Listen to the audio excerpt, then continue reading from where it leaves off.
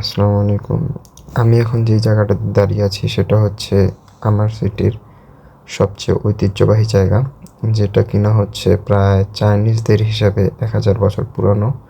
যে ছবিটাতে দেখতে পারতেছেন এটা হচ্ছে ওনাদের রাজা তখনকার আমলের, যিনি কিনা এখানকার জায়গাকে স্বাধীন করতে সক্ষম হয়েছিলেন। ঐতিহ্যবাহী জায়গার কারণে এই জায়গাটার নাম পরবর্তীতে নামকরণ করা হয় অ্যানসিয়েন্ট সিটি, যা কিনা বাংলাতে হচ্ছে প্রাচীন শহর।